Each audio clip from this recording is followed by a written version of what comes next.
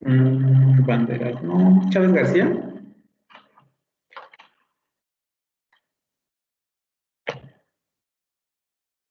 Ok. Franco Montalvo.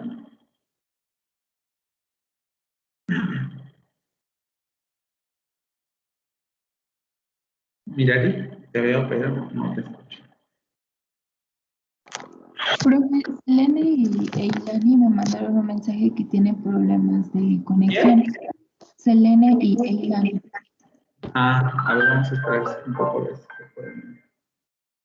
Conectar. Mirari. Luna Bautista.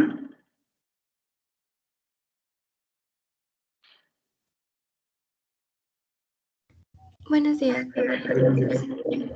Luna Juárez. ¿No? Sí, presente, profe. Bueno, ahí también está. Mendoza Uribe. Presente, buenos días. Buenos días. Morales Lara.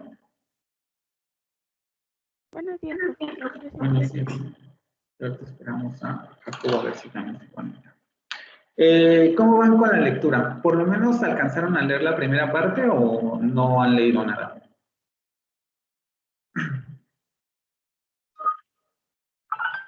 Buenos días.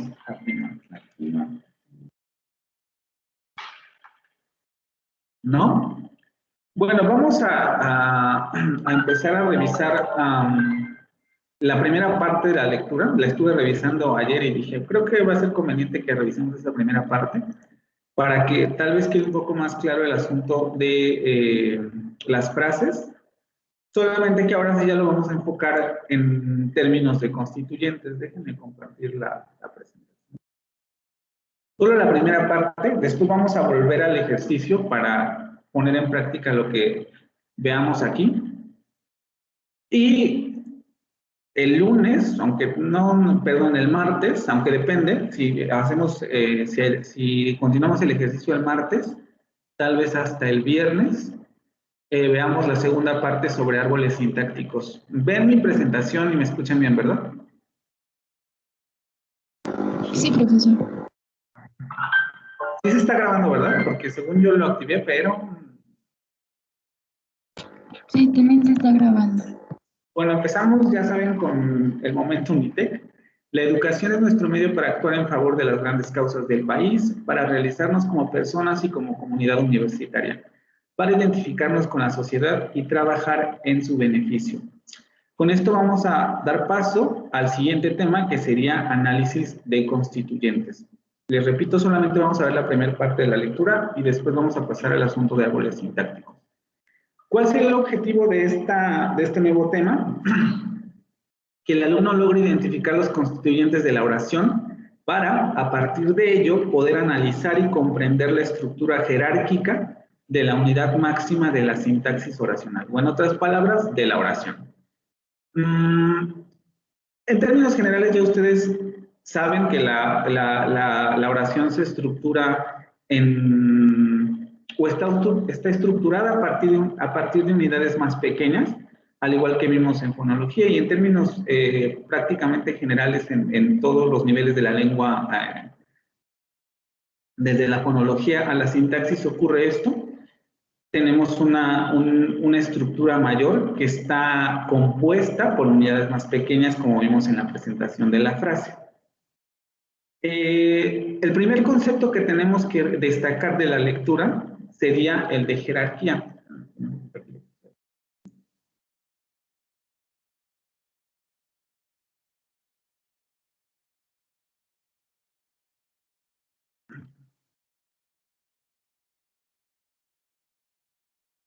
El de jerarquía o relaciones jerárquicas.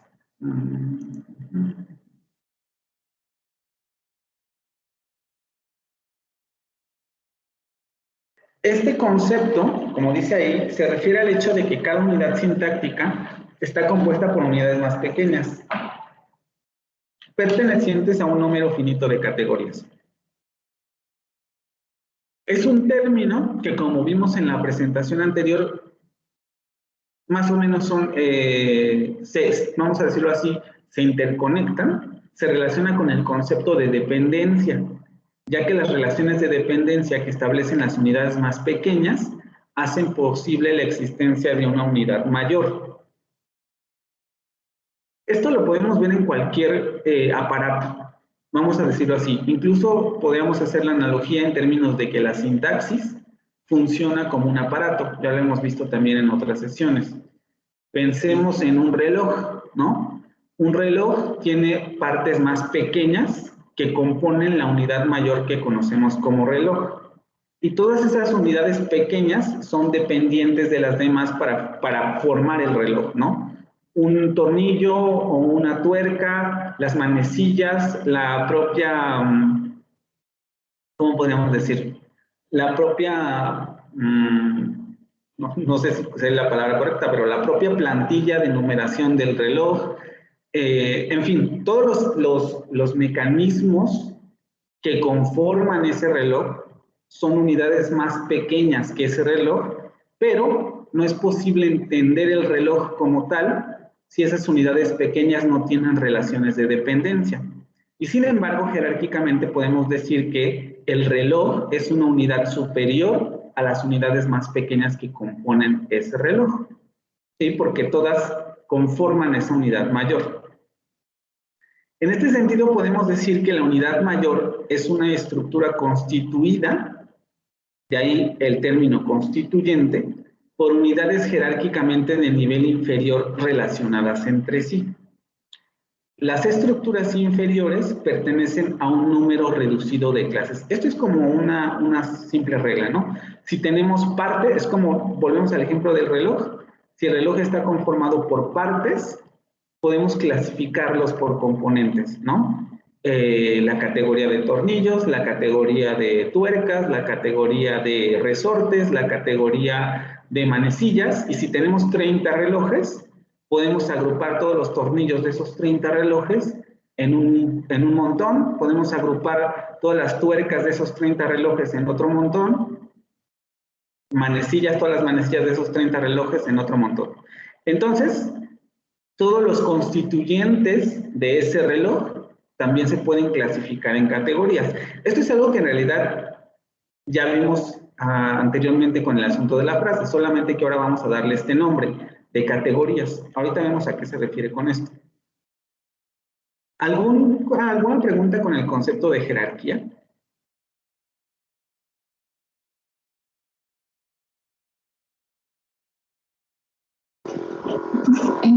¿Lo podría volver a repetir, profe?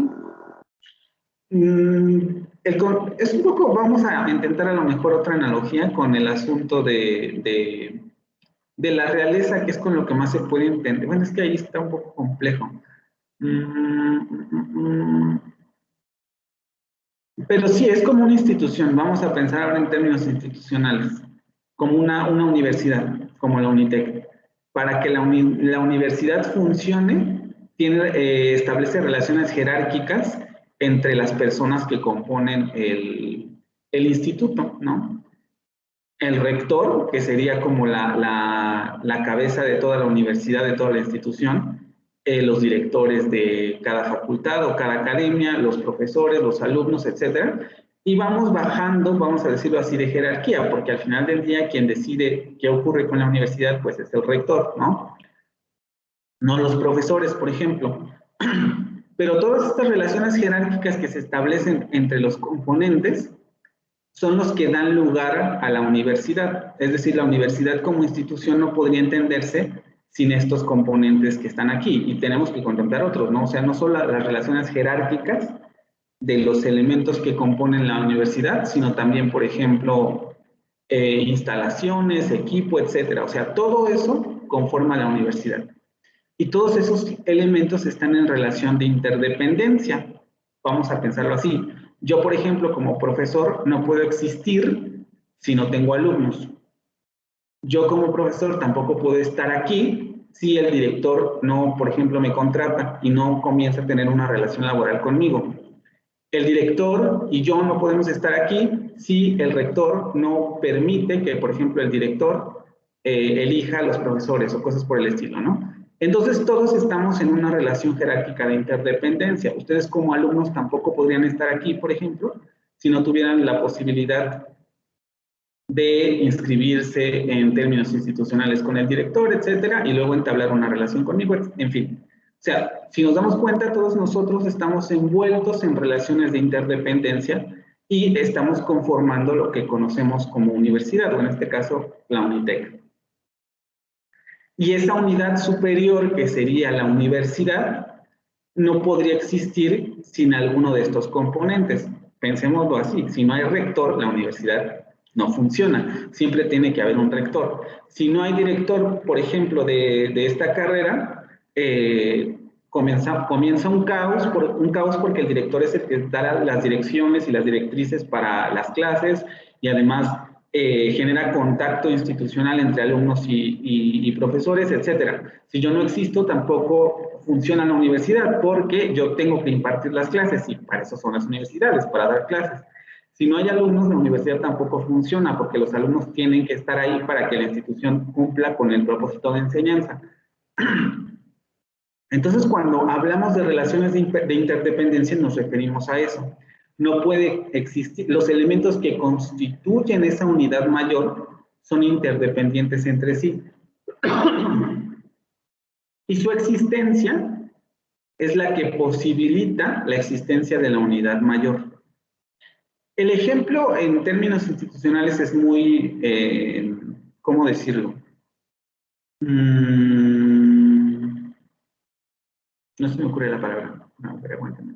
Es muy fijo, vamos a decirlo así, en el sentido de que no admite variabilidad, ¿no? O sea, por ejemplo, no podemos sustituir a los maestros por herreros. Con la sintaxis no ocurre lo mismo. Vamos a tener clases de frases, evidentemente, pero como hemos visto, las palabras pueden ser varias y pueden ser distintas. Entonces, por ejemplo, la frase nominal, pues no decimos que la única frase nominal que existe, por ejemplo, en español, es la casa.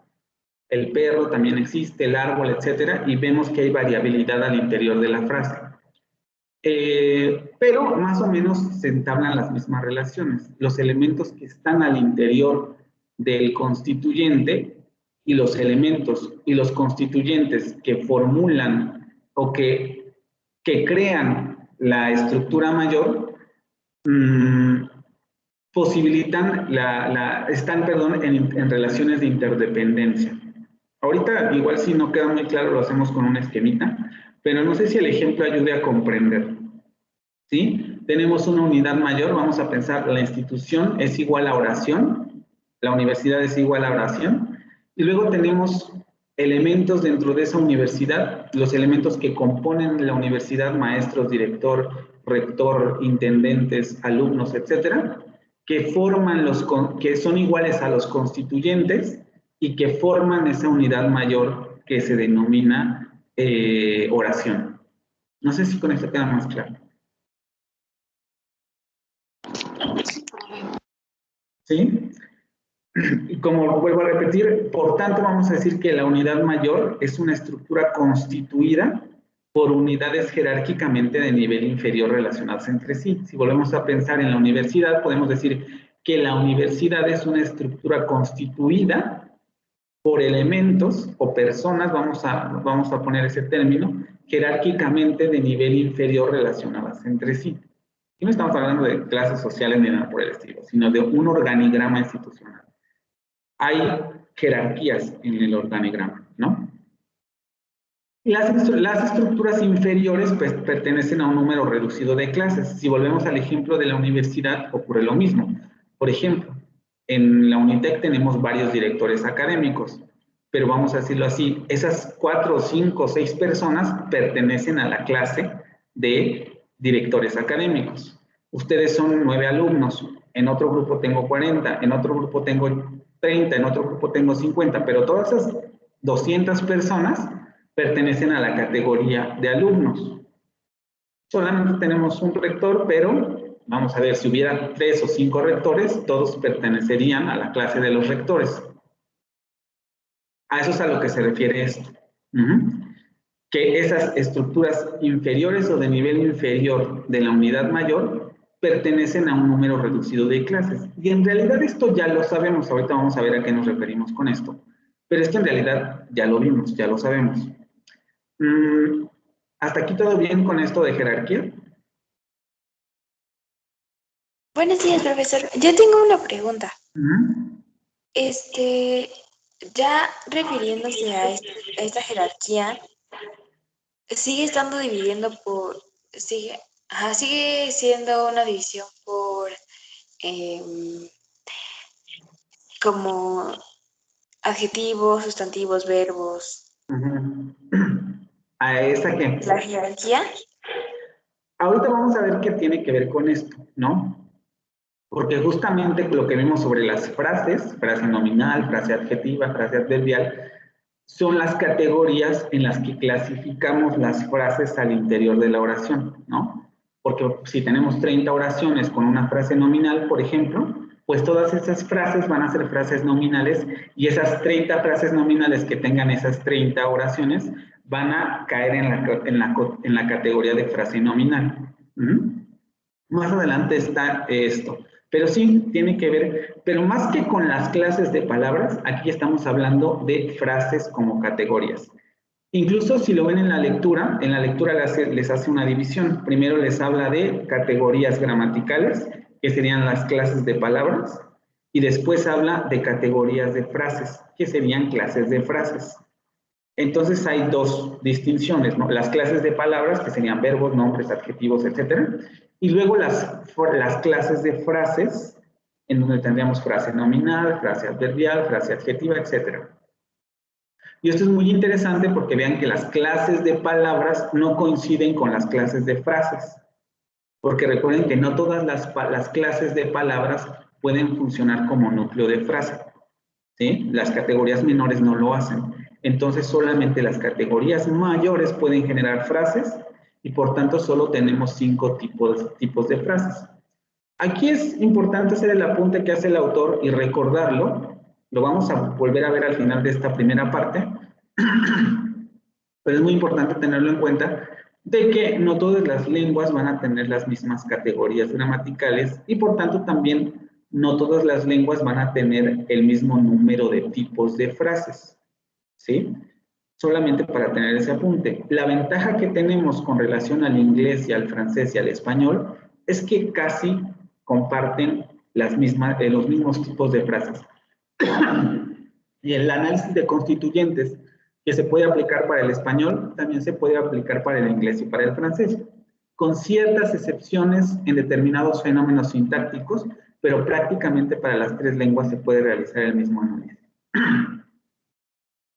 ¿Sí o no, Elan? No sé si esto resuelve la duda.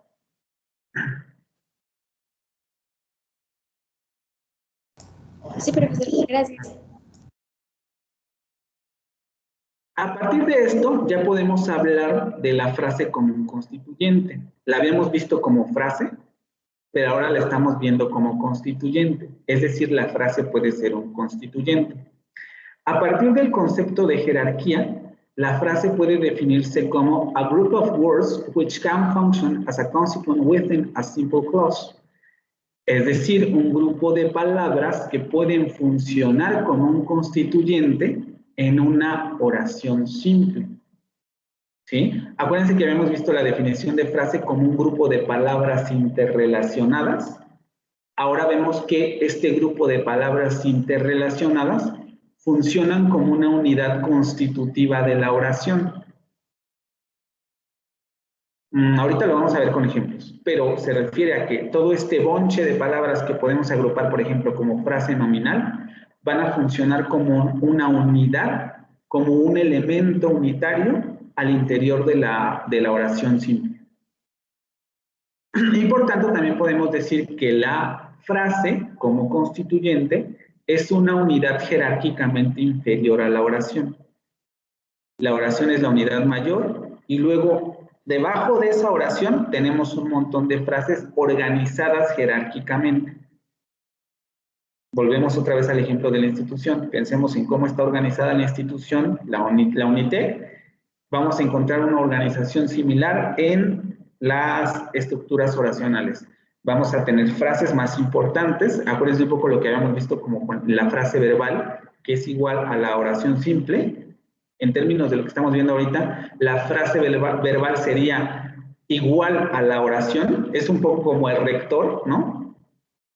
Y debajo de esa frase verbal o en esa frase verbal tenemos frases inferiores que van armando la estructura oracional. Por eso es muy importante. Esto lo vamos a seguir viendo incluso con el árbol, con lo de los árboles sintácticos va a quedar mucho más claro, pero para que ya se vayan familiarizando con esta idea. ¿Sí? ¿Hasta aquí todo bien? Sí, profesor.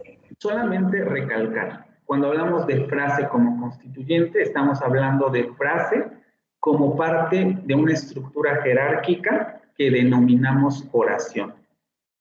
A eso nos referimos, ¿no? Vimos la frase aislada, cómo la podemos clasificar, etcétera. Ahora la estamos viendo como parte de la oración. Claro, en la presentación anterior también hablamos de oración y vimos más o menos cómo está organizada, pero aquí ya vamos a ver la organización jerárquica de esta estructura particular.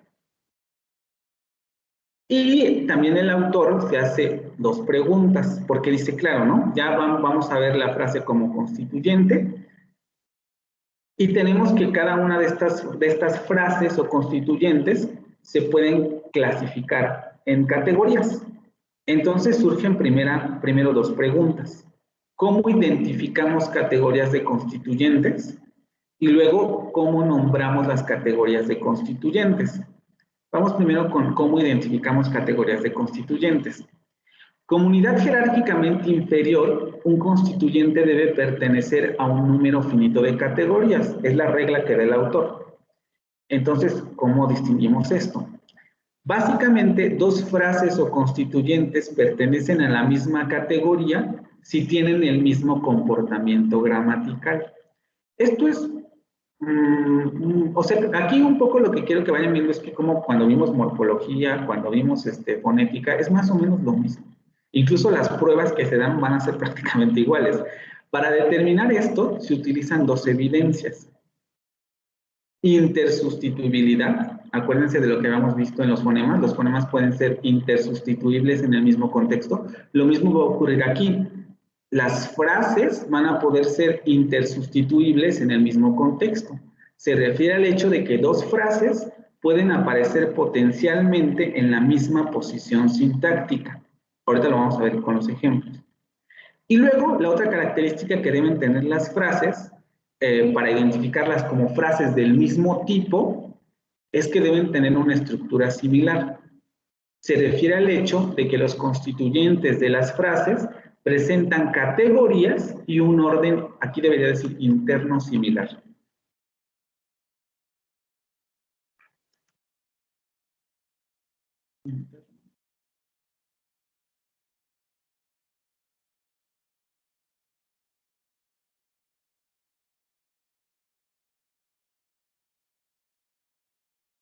Van a presentar un orden interno similar. Solo para volver a recalcar, estas dos pruebas o estas dos evidencias se utilizan para identificar que dos frases pertenecen a la misma categoría. Todavía no sabemos qué nombre le ponemos. Simplemente estas dos frases pertenecen a la misma categoría de constituyentes. Si son intersustituibles en la misma posición sintáctica y si presentan una estructura interna similar. Ahora vamos a verlo con los ejemplos del español primero y luego seguiremos con el ejercicio del francés para familiarizarnos con este tema. Intersustituibilidad.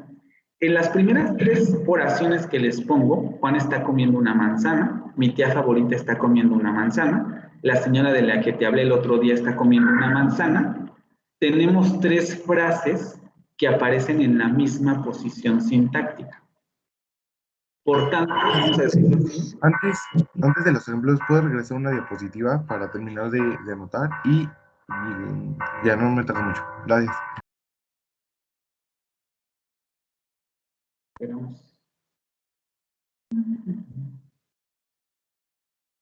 ¿Alguna duda con estos conceptos en lo que estamos todavía aquí?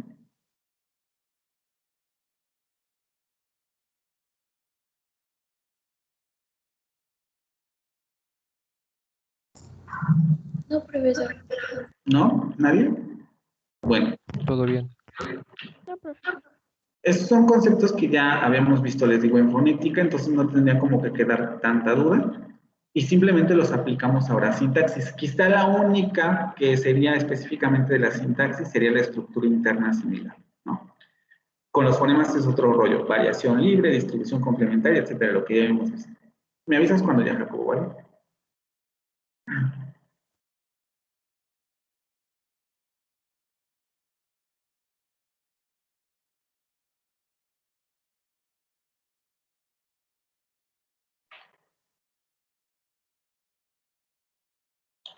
Para los que entraron después, ¿cómo van con la lectura ustedes? Me faltaron como 4 páginas, sí. Ok, pero toda esta parte sí la terminaste, ¿no? Sí, sí.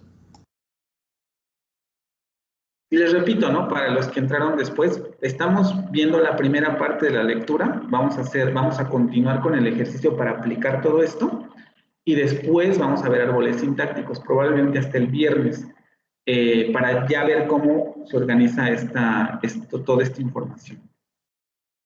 ¿Ya, Jacobo? ¿Todavía te falta? Sí, profe, listo. Bueno, lo de los ejemplos, ¿no? Intersustituibilidad. Tenemos estas 3 frases, las puse, obviamente, volitivamente de esta manera, o con un propósito de que se vea. Es un poco lo que ya vimos en la presentación anterior, solamente que ahora la estamos viendo en términos de constituyentes. Que no importa la extensión de la frase, ni tampoco si tiene muchas o pocas palabras, sino que si la frase puede obtener la misma posición sintáctica y la podemos sustituir en ese mismo contexto, entonces estamos ante un constituyente que está funcionando como una unidad. No importa qué tan larga o qué tan corta sea la frase. Juan, mi tía favorita, y la señora de la que te hablé el otro día, están en la misma posición sintáctica. ¿Sí? Y por ejemplo, vamos un poco a la C, no podemos decir que solamente funciona en esa misma posición la señora. La señora, ahorita lo vamos a ver con las pruebas, pero aquí es un poco lo que entra lo que decía Eilani en el sentido de, es que yo la eliminaba y me hacía sentido. Y yo la eliminaba y no me hacía sentido. Y les explicaba yo la sesión anterior. Claro, pero eso tiene que ver con análisis de constituyentes, no con identificar el tipo de frase. Si yo elimino aquí, por ejemplo, la señora solamente, y yo digo, de la que te hablé el otro día está comiendo, probablemente muchos levantarían la ceja porque dirían, tu oración está rara, ¿no? De la que te hablé el otro día está comiendo una manzana. Habrá contextos en los que se pueda aceptar, pero habrá otros en los que no. O si yo digo, la señora de la está comiendo una manzana, también, ¿no? Medio raro. La señora de la que está comiendo una manzana. La señora de la que te hablé, aquí tal vez sí, está comiendo una manzana. Espérenme que aquí falta más.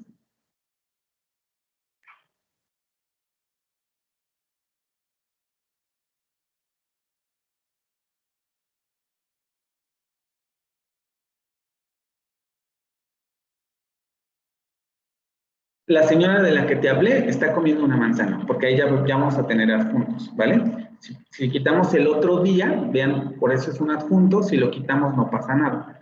Aunque aquí todavía no vemos adjunto de qué, dejémoslo en que es un adjunto solamente. Entonces, la extensión de la frase no importa. Si se puede intersustituir en el mismo contexto, eso nos da la prueba de que son frases que pertenecen a la misma categoría. Esto es un poco lo que pasa con la frase del ejercicio que dice un environnement de travail hybride que, ¿cómo decía después? Que la persona, no testé, algo así, ¿no? Ne pas testé, algo así. Tenemos una oración subordinada en esa frase. Aquí también tenemos una oración subordinada. Déjenme ver si ahora sí me permiten escribir. Aquí tenemos una oración subordinada. ¿Sí? Pero que está dependiendo del núcleo. Solamente como para que se vayan familiarizando con esto de subordinación. Es lo mismo que ocurre con esa otra frase, ¿vale? A eso nos referimos con intersustituibilidad. Estructura interna similar. En las de arriba no se ve mucho, porque además se complejiza, porque aquí tenemos esta oración subordinada, pero justamente por eso les pongo estos ejemplos. Mi tía favorita está comiendo una manzana, la señora de la tienda está comiendo una manzana, su amiga venezolana está comiendo una manzana, nuestra amiga de Venezuela está comiendo una manzana. En azul están los sustantivos. Todavía no sabemos cuál es el núcleo de esas frases, vamos a decir. Están los sustantivos. Después tenemos en rojo que esos sustantivos en prácticamente todas las oraciones aparecen con un determinante. Este determinante puede ser un posesivo, puede ser un artículo.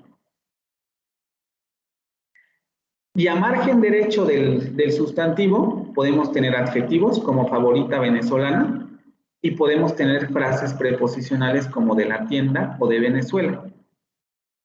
Y nos estamos dando cuenta que entonces estas frases, que son intersustituibles en el mismo contexto, porque tenemos otra vez el mismo contexto, presentan estructura interna similar. Tenemos un sustantivo, a margen izquierdo tenemos un determinante, y a margen derecho tenemos un modificador que puede ser un adjetivo o puede ser una frase prepositiva. Las frases prepositivas en naranja y los adjetivos en verde. A eso nos referimos con estructura interna similar, ¿sí? Aunque yo aquí ya les estoy hablando de frases, todavía no podríamos nombrarlas porque todavía no sabemos cómo, teóricamente. Pero podemos hablar de clases de palabras, ¿no? Adjetivo, determinantes, sustantivo, y luego tenemos preposición, y luego otra vez sustantivo. ¿Sí? ¿Hasta aquí alguna pregunta?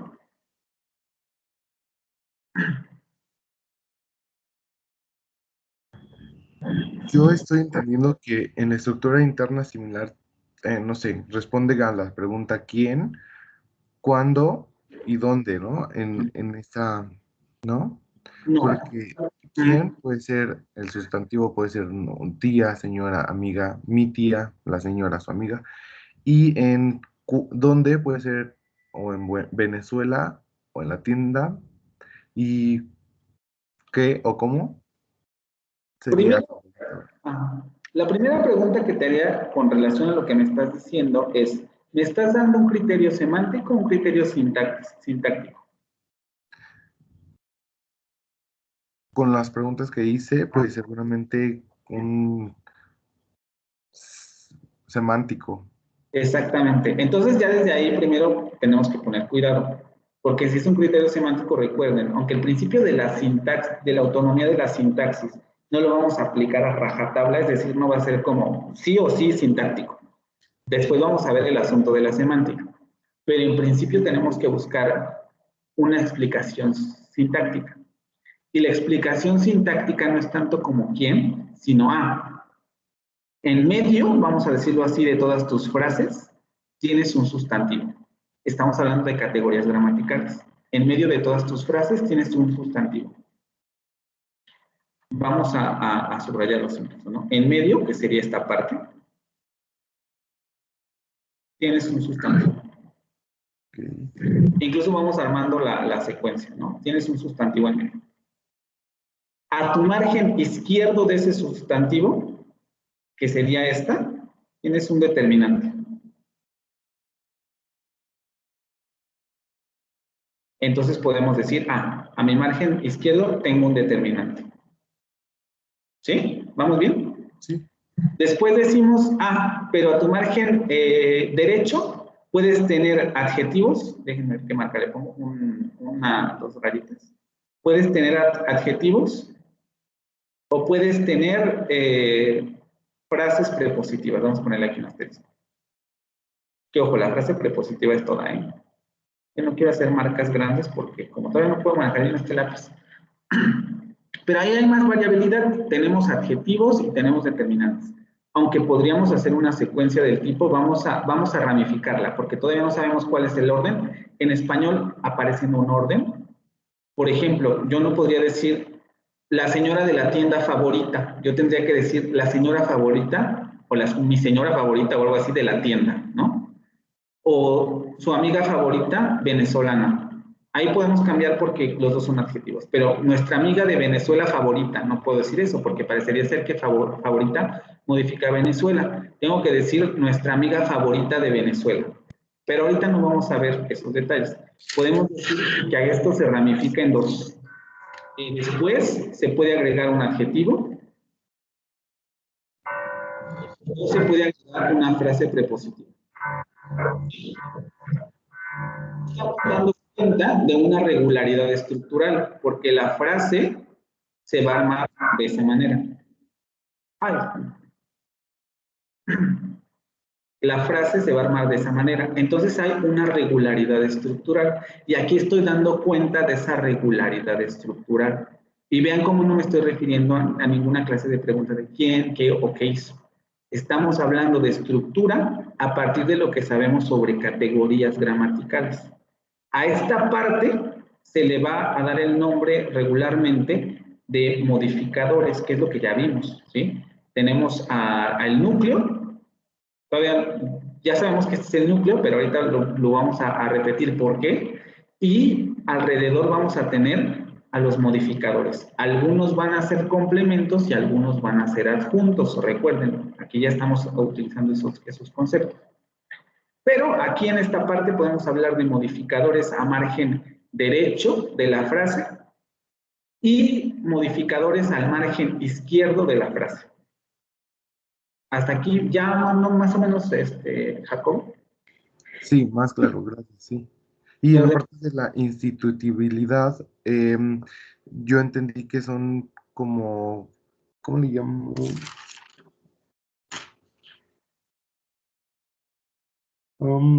Constituyentes que se pueden como modificar, pero si se, no sé, cuando señaló de la que hablé, la que te hablé el otro día, yo quité como te hablé y ya no tenía coherencia en la parte de intersustibilidad. Sí. Ahorita vemos eso de las pruebas porque justamente la incoherencia de la frase es la que nos va a dar la clave de si es un constituyente. Aquí lo podemos ver como que es una plantilla, es un poco lo que veíamos con los fonemas.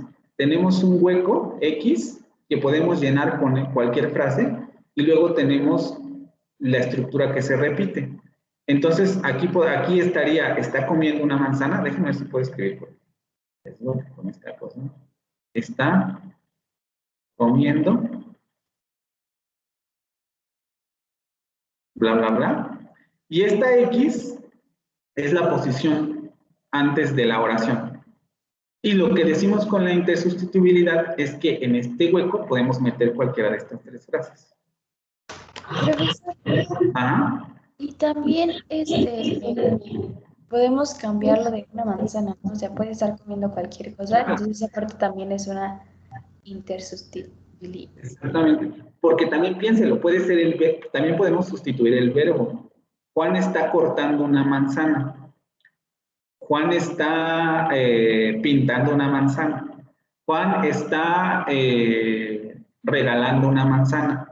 Juan regala una manzana. Vean cómo todas las frases se pueden intersustituir, pueden tener esta característica de intersustituibilidad. ¿Sí? Sí, gracias. ¿Todo bien entonces? ¿Los demás? Profe, dijo que la D significaba ¿qué? ¿La D? Determinante. Ya lo borré. Ah, ok, gracias. No, sí, gracias. La de determinantes, luego sustantivo y luego venía la ramificación entre adjetivo y frase prepositiva. Si alguien lo estaba haciendo, lo borré, me dice para que lo vuelva a escribir.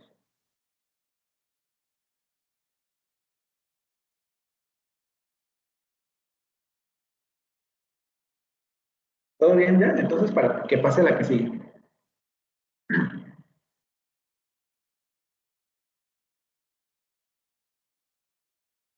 Sí, profe. Bueno, entonces con esto distinguimos que esas frases pertenecen a la misma categoría. ¿Cómo nombramos esas categorías? Esto es algo que ya vimos, solo vamos a repasar. Generalmente el constituyente o frase adquiere el nombre de la palabra que funciona como núcleo.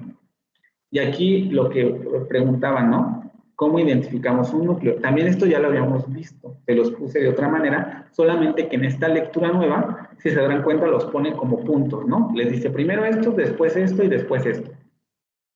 Quizá eso ayude a clarificar un poco más lo que habíamos visto en las sesiones pasadas. El núcleo determina muchos de los rasgos gramaticales de toda la frase. Ahorita lo vamos a ver con los ejemplos. Que era un poco lo que yo le decía a Eilani cuando preguntaba de la bioté, ¿no? ¿Por qué eso es un constituyente y cómo determinamos qué tipo de rasgos están influidos en esa? ¿Por qué no, por ejemplo, la bioté no es el núcleo del resto de la frase? Y le decía yo, porque justamente esta frase no está, porque además primero como es una frase, no puede funcionar como núcleo. A menos que estemos considerando toda la oración, hablaríamos de una frase que está determinando ese núcleo. Quizás sin el ejemplo vaya a ser más difícil, entonces dejémoslo hasta ahí con eso. Ahorita lo vemos con ejemplos más que ya están escritos y para que quede más claro. El núcleo determina el número y tipo de los otros elementos de la frase, también ya lo habíamos visto, determina sus complementos, y esto tiene que ver con propiedades selectivas. Recuerden, la palabra por sus propiedades selectivas va a seleccionar determinados elementos que aparecen alrededor de ese núcleo. El núcleo tiende a ser obligatorio, mientras que los otros elementos de la frase son opcionales. Y para quien ya avanzó en la lectura, se habrá topado nuevamente, aunque de una manera más simplificada, con el asunto de las categorías vacías, cuando el autor habla del elipsis, que implica que el núcleo no siempre es obligatorio, entre comillas, sino que puede elidirse. ¿Sí? Ahorita vamos con eso.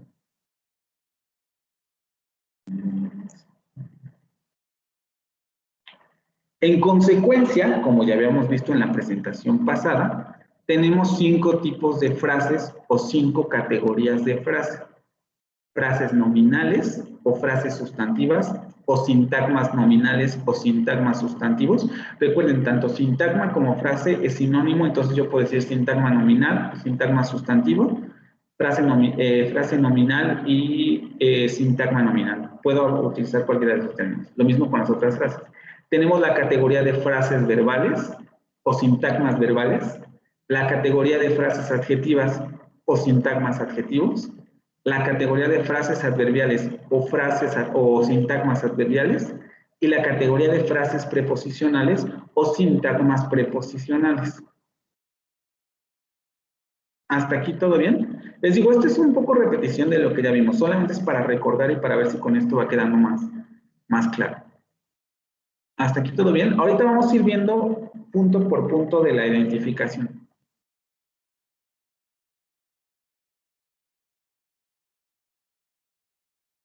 ¿Todo bien o alguna duda con esto?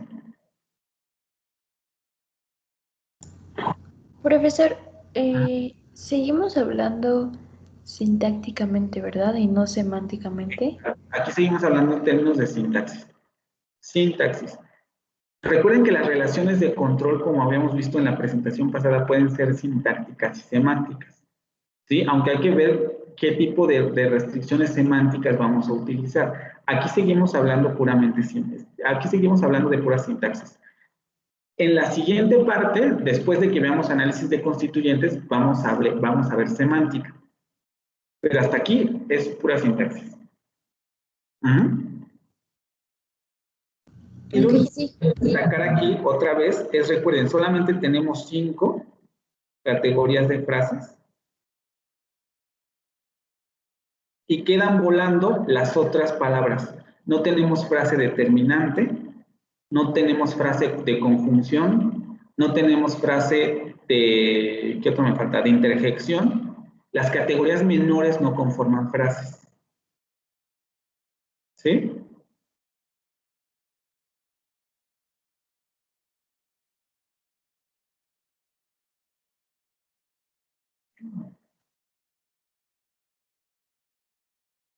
¿Todo bien hasta aquí?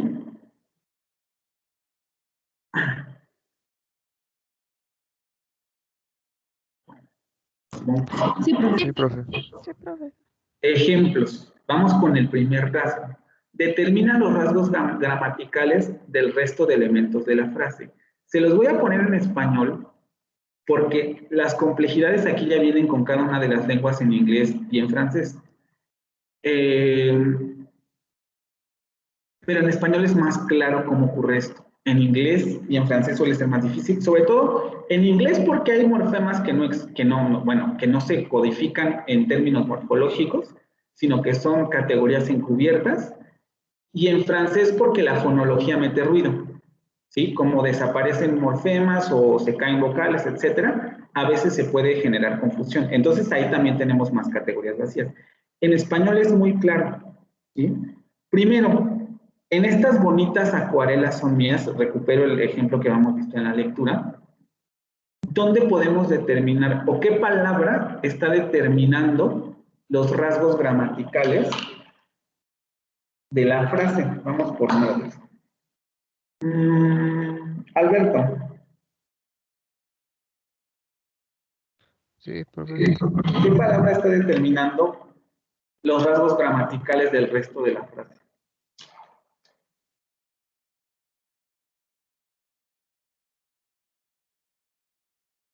Ahí la frase incluso ya la identifiqué. Para que sea más fácil, solamente vamos a ver qué palabra está determinando. Um,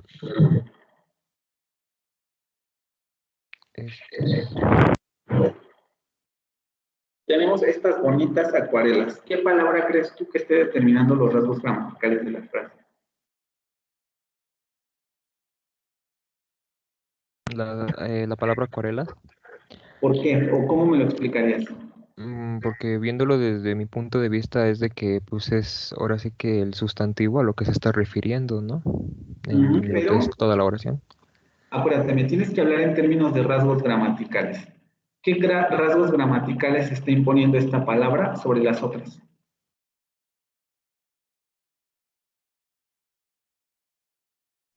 El núcleo. Rasgos gramaticales. Esto un poco ya lo habíamos visto, solamente es como para recordar. ¿Alguien más que me quiera decir cuáles son los rasgos? A ver, vamos a ver para que no vaya a ser... Mirari.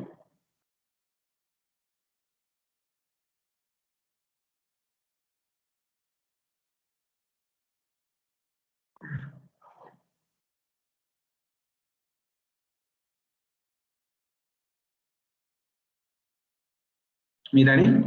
¿Está por aquí Mirari?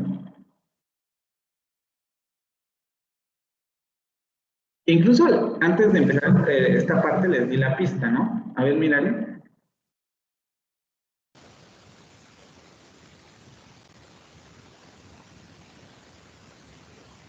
No te escucho, Mirari, como que se escucha mucha interferencia. No sé si me estás hablando o no.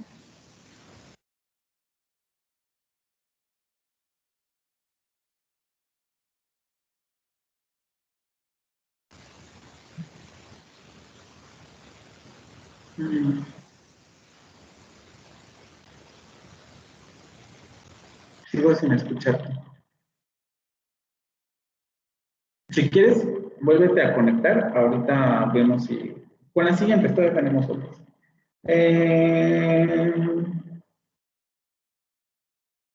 María de Carmen.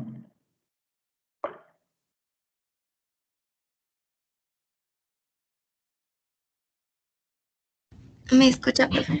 Sí, ¿cuáles son los rasgos gramaticales que está imponiendo esa palabra a las demás? ¿De la palabra acuarelas o de toda la oración? Sí, si decimos que el núcleo determina los rasgos gramaticales de la frase,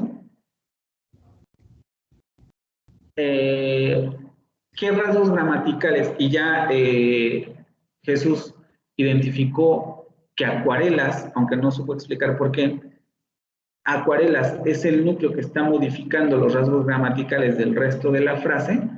¿Tú me puedes decir cuáles son esos rasgos gramaticales?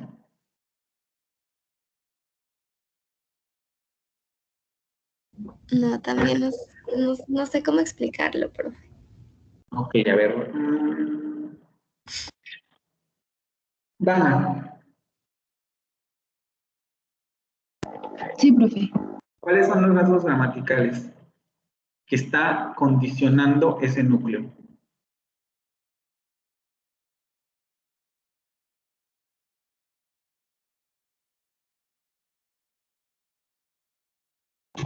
Mm,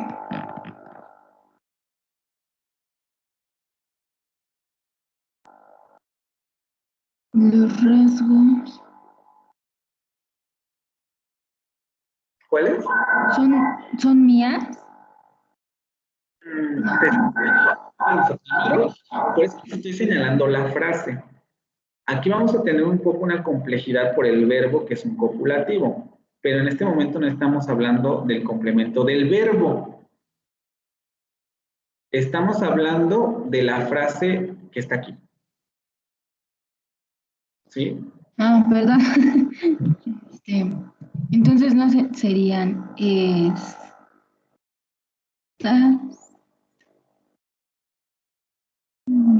acuarela.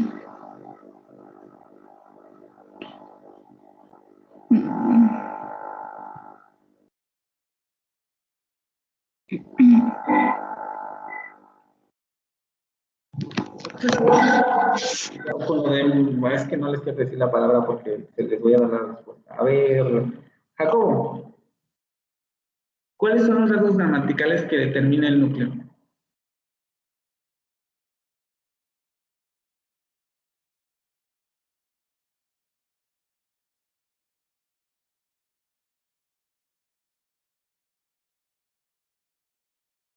Jacobo.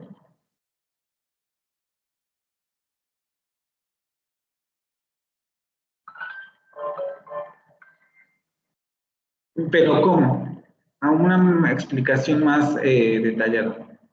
Dices la palabra bonitas, efectivamente hay condicionamiento, pero ¿cómo?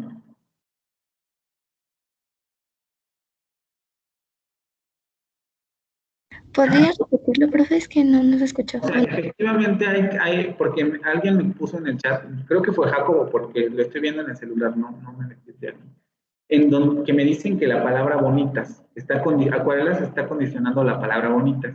Y mi pregunta es ¿cómo? Porque claro, podemos decir que, incluso yo puedo decirlo así, acuarelas está condicionando la palabra estas y la palabra bonitas. Pero en términos gramaticales, ¿cómo explicamos esto?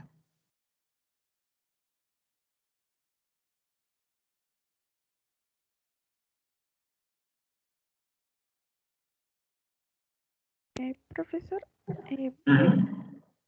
no sé si estoy bien, pero podría ser que acuarela significa, bueno, es de género femenino y es en plural. Exactamente. Ah, Vamos a tener, les digo, esta cosa, pero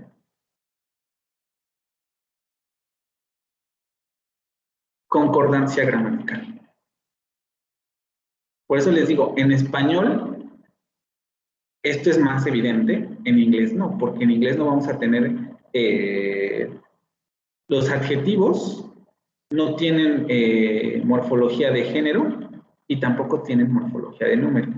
Entonces ahí el control que ejerce el núcleo no suele ser tan evidente. En español sí. ¿Por qué no tenemos acuarelos?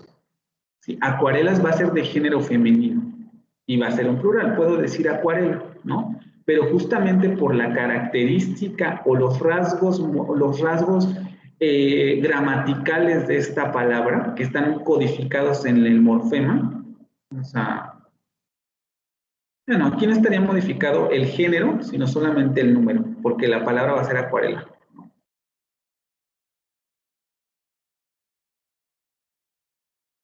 Vamos a hacer la división aquí.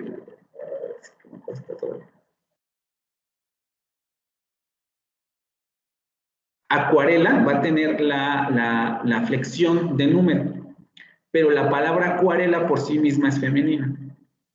Luego tenemos la flexión de número, y esas dos características gramaticales de la palabra van a ser las que van a condicionar el género y el número del adjetivo y del determinante.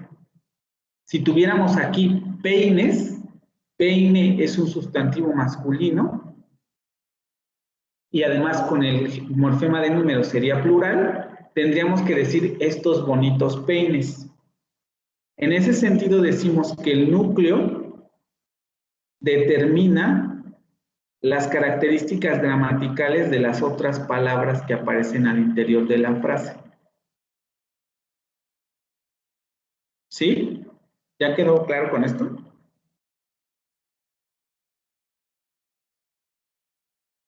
Sí, profe.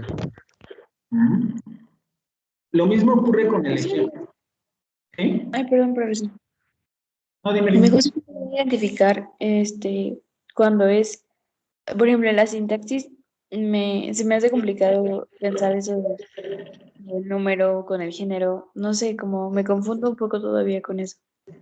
Sí, porque además como lo habíamos visto, es que por eso les digo la complejidad de la morfología, por eso a mí se me hace muy raro que se ponga así en ese curso, ¿no? En este curso, o sea, que solamente se le dé, por eso nos extendimos en este tema, porque es una cosa muy complicada. Por ejemplo, peine, vamos a hablar de la palabra peine, sabemos que es masculina, pero la pregunta sería, ¿ahí hay un morfema de género?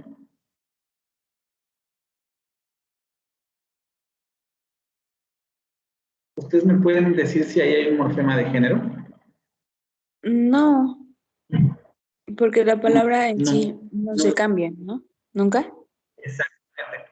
Primero, por ejemplo, en acuarela podría haber uno, ¿no? Pero la A la podríamos decir, mira, es del género femenino, que sería una lectura un poco rebuscada, pero podríamos decir, acuarela tiene ese. Pero peine, la E final no se asocia con ningún morfema de género en el español. Los análisis, por ejemplo, feministas se asocian en este morfema a un género neutro y dirían, pues esta palabra tiene género neutro, pero lo cierto es que no tiene género neutro, porque si tuviera género neutro, por ejemplo, escogería el artículo lo peine, y eso no es lo que ocurre, ¿sí? Selecciona por sus propiedades selectivas el determinante y el artículo masculino. ¿Sí? Y luego, por sus propiedades selectivas, va a seleccionar el adjetivo con la flexión de género masculino. Peine pequeño. Entonces vamos a decir que peine tiene una categoría encubierta de género que se manifiesta en las concordancias del artículo y en la concordancia del adjetivo. A eso es a lo que nos referimos cuando decimos que el núcleo condiciona los rasgos gramaticales del resto de los elementos. ¿Sí?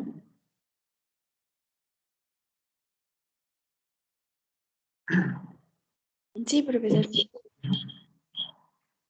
Vamos a ver el siguiente ejemplo, que es exactamente lo mismo.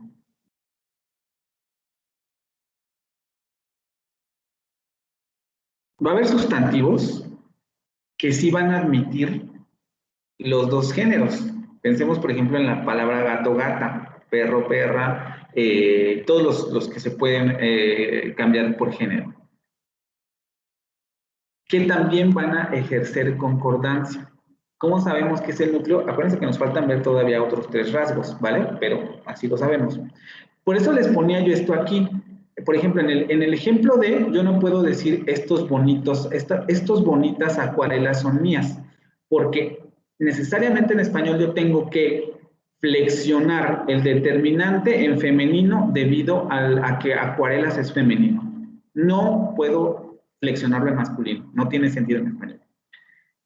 En el ejemplo E, yo no puedo decir la peine pequeña es mío, porque la palabra peine es masculino y me exige, en términos gramaticales del español, que yo utilice el determinante en femenino y utilice el adjetivo en femenino.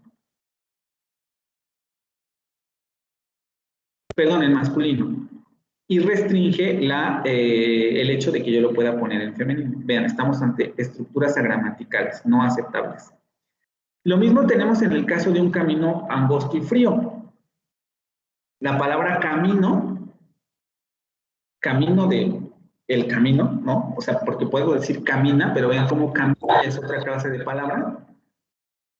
Es una palabra masculina y me va a exigir que mi determinante sea masculino. Un camino, no puedo decir una camino. Un camino angosto, no puedo decir un camino angosta. Y frío, un camino angosto y frío. No puedo decir una camino angosto y frío, o no podría decir un camino angosta y fría, porque el núcleo va a determinar el tipo de rasgos gramaticales que tiene el resto de los elementos de la frase. ¿Sí?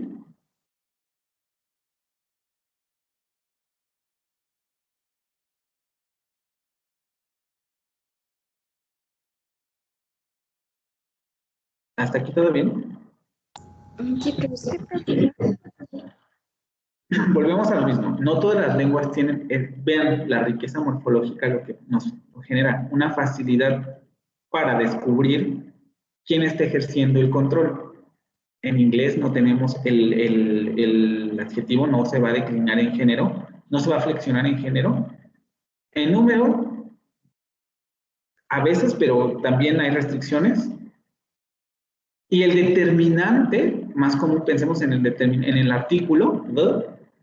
va a ser para todos, tanto para sustantivos con género masculino como para sustantivos con género femenino.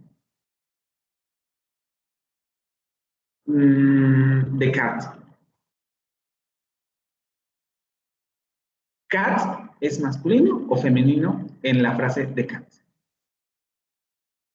Y si es masculino y femenino, ¿cómo sabemos que el artículo es femenino o masculino? Imposible saber. Cómo este tipo de regla determina los rasgos gramaticales del resto de los elementos de la frase, no aplica en muchos de los casos para las frases sustantivas, por ejemplo, en inglés. Vamos con el siguiente. El núcleo determina el número y el tipo de complementos de la frase. Esto ya lo habíamos visto también en la presentación anterior con el asunto de Ethel was sitting at her desk y accountants were, ay, no me acuerdo cómo era el ejemplo, pero accountants, el ejemplo que habíamos puesto de accountants. Aquí lo que quiero que vean es que otra vez tenemos estas bonitas acuarelas. Estos ejemplos los dividí en dos, ¿no? Estos se refieren a acuarelas y estos se refieren a peine. Lo primero que quiero que vean es que si eliminamos elementos, vamos a tener que, por ejemplo, yo puedo decir, estas acuarelas son mías. Lo que quiere decir que si yo elimino acuarelas, perdón, yo elimino bonitas, no pasa nada. Sigo con una frase gramatical.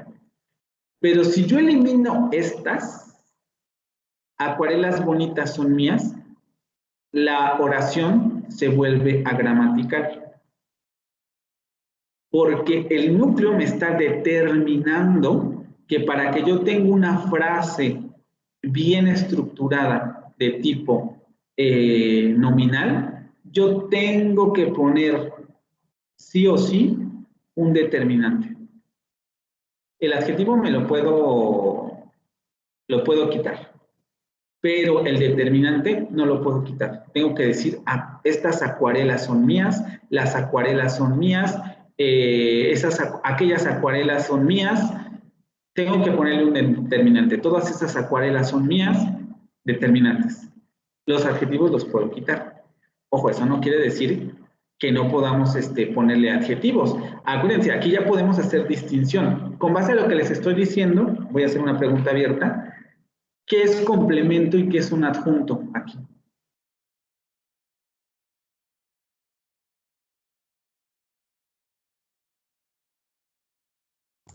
Estas serían un complemento y bonitas sería un adjunto. Exactamente, porque bonitas no va a ser necesario, pero estas la tenemos que poner sí o sí. Entonces, la palabra estas va a funcionar como complemento. Ahí está. Va a funcionar como complemento y la palabra bonitas va a funcionar como un adjunto. y este va a ser el núcleo. Por eso tenemos estas restricciones. Una de las características del inglés, por ejemplo, es que tanto el determinante como adjetivos van a ser adjuntos.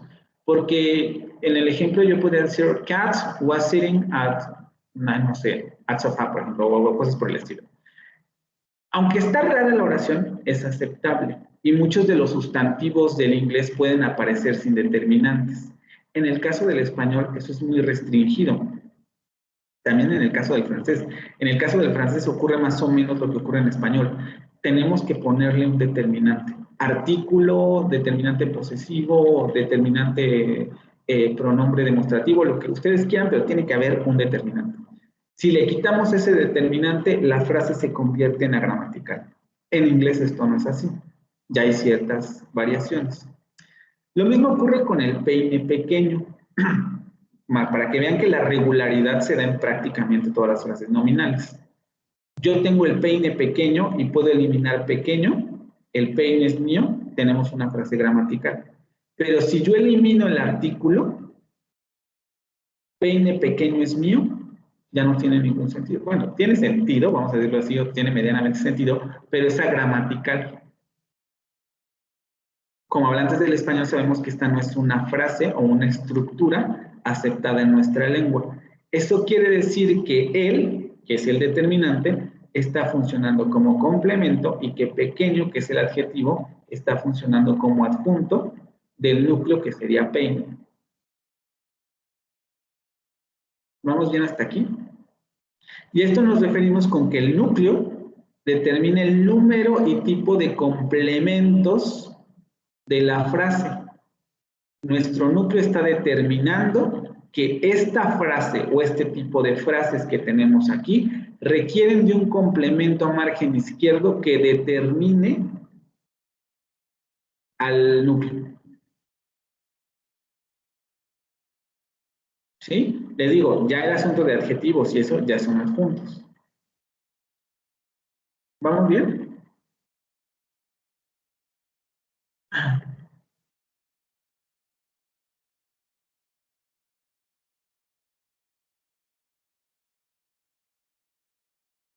¿Vamos bien, chicos? Contéstame, por favor. Sí, Porque si no, yo y...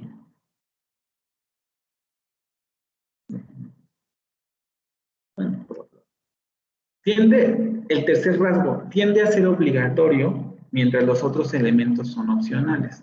Les digo, aquí en español es muy difícil encontrar ese tipo de ejemplos, pero podemos verlos. El primer ejemplo es otra vez el de las bonitas acuarelas, y nos damos cuenta que por la restricción que notamos en esta parte, el núcleo no puede aparecer solo. Yo puedo decir estas bonitas acuarelas son mías, estas acuarelas son mías, aquí me equivoqué.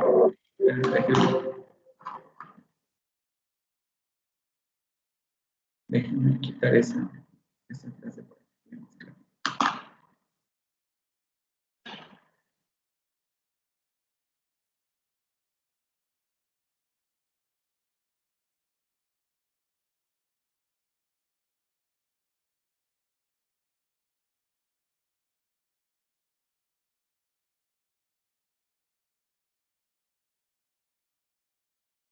Me dicen si ven mi presentación y me escuchan bien, porque como cerré la presentación, no sé si... ¿Me siguen escuchando? Sí, profe. Sí, profe. Puedo decir, estas bonitas acuarelas son mías, puedo decir, estas acuarelas son mías, pero no puedo decir, acuarelas son mías.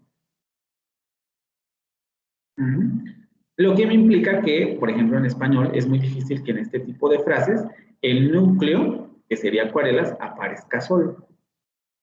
Pero tenemos ejemplos en los que puede ocurrir esto, sobre todo en sustantivos abstractos. Yo puedo decir la verdad y la mentira son opuestos, puedo decir verdad y mentira son opuestos, aunque aquí hay restricción en el sentido de que yo no puedo decir verdad son opuestos, lo que quiere decir que aquí tenemos dos elementos nucleares. Esto lo vamos a ver después, pero esto tiene que ver con el hecho de que hay una coordinación.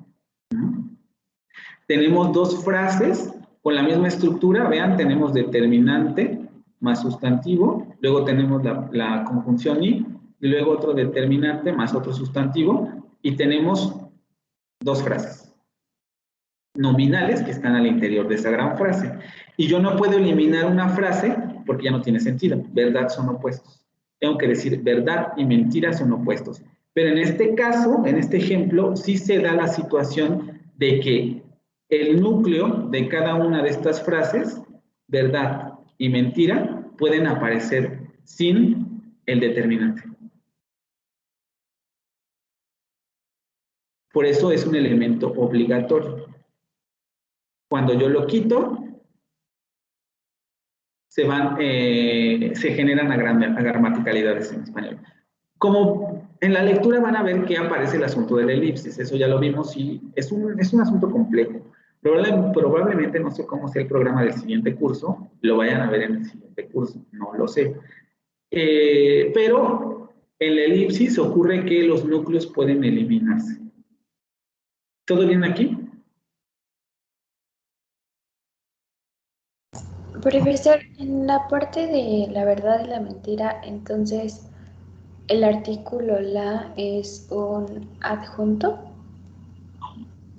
En términos de regularidad de frases, las reglas siempre van a ser que el determinante va a ser obligatorio. En este caso simplemente se puede quitar. ¿Sí? No tiene que ver tanto con el asunto de obligatoriedad en este sentido, lo de las puntos y los complementos. Esto tiene que ver con las reglas de las frases. O sea, si tenemos en español que el 80% es un poco como la excepción confirma la regla. Si tenemos en el español que el 80% de las frases nominales requieren un determinante, aquí estamos más bien a una excepción. Excepciones de la regla. Pero eso no quiere decir que la regla sea inoperante. ¿Sí?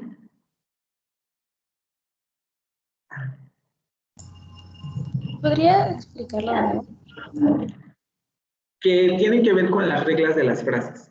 Si tenemos un corpus de 300 frases y en esas 300 frases 295 frases aparecen con determinante, pues la regla es que todas las frases nominales presentan determinantes. Las frases que no lo hacen, que tienen además un nombre específico, son excepciones a la regla. Pero aquí no podemos decir que el determinante es un adjunto. Simplemente decimos que son excepciones. Ah, ok, sí, gracias.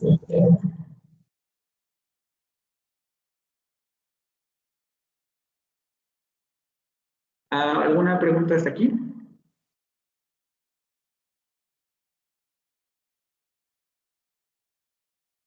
Déjenme por lo menos acabaremos esta primera parte de la presentación. Y el lunes regresamos al ejercicio. El martes, perdón. ¿Hasta aquí alguna duda? No, profe. No, profe. No, profesor. Bueno. Análisis de constituyentes. Ya vimos cómo identificar una frase, ya sabemos que la frase es un constituyente. Ahora lo que tenemos que saber, bueno, si tenemos una oración, entonces, ¿cómo descubrimos los constituyentes? O las frases que componen esa oración. Y aquí es donde viene la prueba un poco de la que hablaba Aidan y de la eliminación. No existe una prueba como tal de eliminación, pero existen pruebas de sustitución. Ahorita vamos a ir viendo. Son 5 reglas las que podemos utilizar para descubrir constituyentes. La primera es que la frase puede reemplazar o ser reemplazada por una sola palabra. Si tenemos, vamos a verlo aquí un poco en esta parte. La primera es que la frase, pensemos en mi tía favorita, puede sustituir a una sola palabra o podríamos decirlo de manera inversa. La palabra puede sustituir a toda una frase. ¿Sí?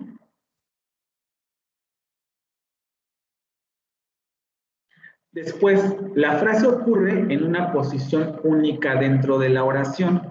Es decir, no puede haber dos frases que ocupen la misma posición dentro de la oración. Esto es muy importante porque aquí es donde entra el rol de las conjunciones. Si regresamos a esta parte, por ejemplo, la conjunción y me permite que haya dos elementos que están funcionando en la misma posición.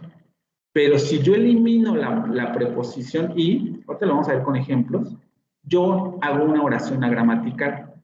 Porque yo no puedo decir la verdad, la mentira son opuestos. Pretendiendo que la verdad y la mentira funcionen en el mismo nivel sintáctico. Tengo que poner a fuerza la conjunción. Este sería, para eso nos ayudan estas cosas, ¿vale?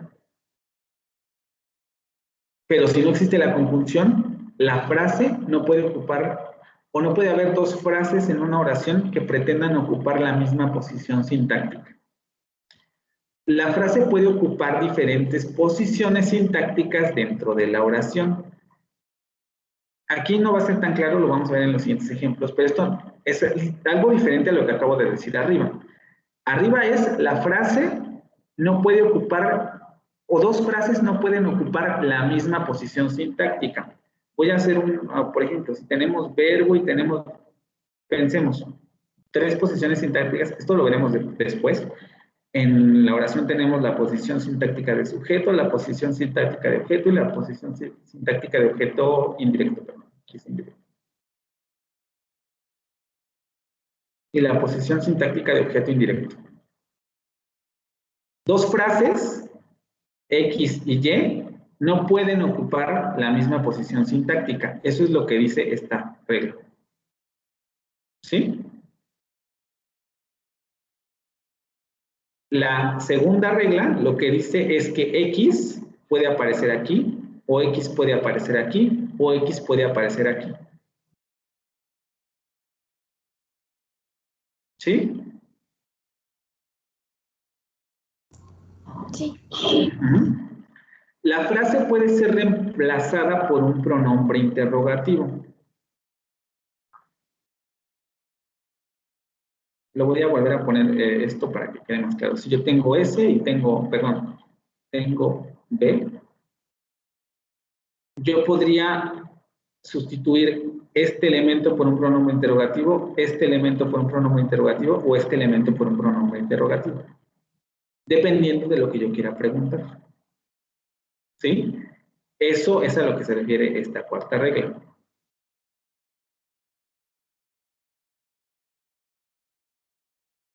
Luego dice, la frase puede funcionar como respuesta a una pregunta de contenido, porque si yo, esto lo vamos a ver con ejemplos, ¿eh? Si yo hago esta pregunta, y aquí tenemos un elemento X y un elemento y este elemento que está elegido es Z, yo puedo responder Z, que sería este.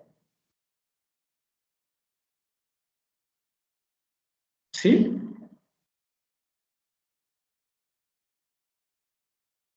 Esta es la regla cuarta. La frase puede ser reemplazada por un pronombre interrogativo. Y la otra es la regla quinta. La frase Z, que está sustituida por el pronombre de pregunta, lo puedo poner como respuesta a esta pregunta.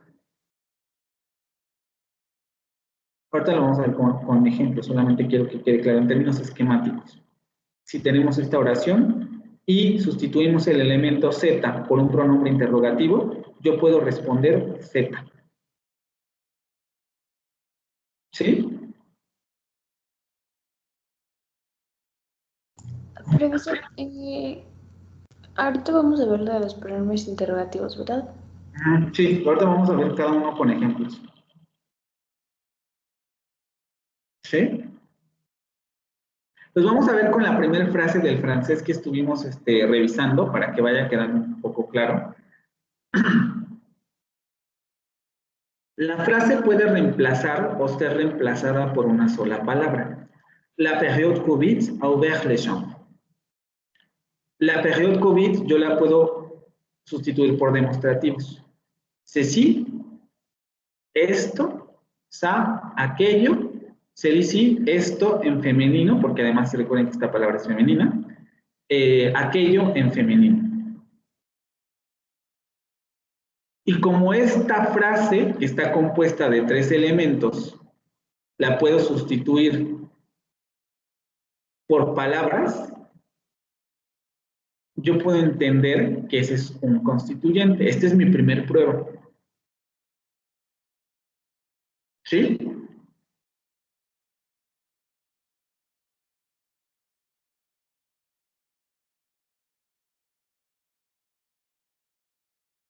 ¿O no?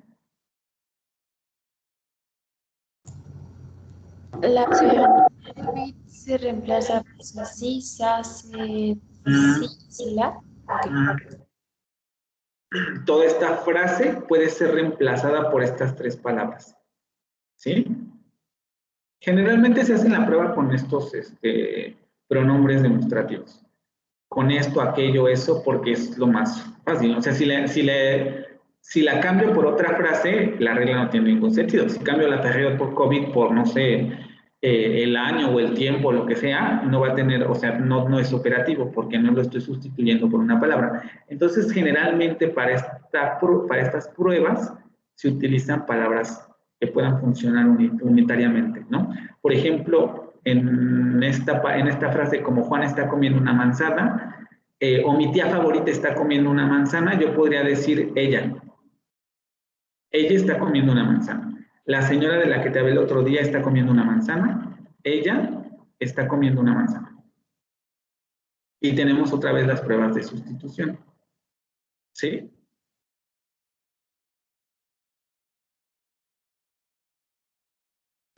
Sí. La siguiente. La frase ocurre en una única posición dentro de la oración. Es decir, no puede haber dos frases que ocupen la misma posición dentro de la oración. Sabemos que la period cubit está utilizando la posición a margen izquierdo del verbo. La period cubit. Por tanto, este es un constituyente. Podemos decir, este es el constituyente 1. Pero si se diera el caso, que esto no ocurre porque esto es gramatical, que tuviera dos frases, la période cubit y le travail dans la maison, y ambas frases pretendieran, o vamos a decirlo así, quien hizo esta oración pretendiera que ambas frases, el constituyente 1 y el constituyente 2, funcionara en la misma posición sintáctica con relación al verbo, esto no se puede, porque estas dos frases no pueden funcionar al mismo tiempo a este margen. Vamos a pensar otra vez así, lo que les estaba diciendo. Si tenemos posiciones sintácticas y estamos pensando que esta es la primera posición, yo no puedo tener un C1 y un C2 que funcionen en la misma posición sintáctica. A menos, aquí tenemos que poner la restricción, que yo tuviera una estrategia de conjunción. Pero si esto no existe, como en el caso de este ejemplo, aquí no tenemos ninguna conjunción, no se puede dar el caso que C1 y C2 pretendan ocupar la misma posición dentro de la oración.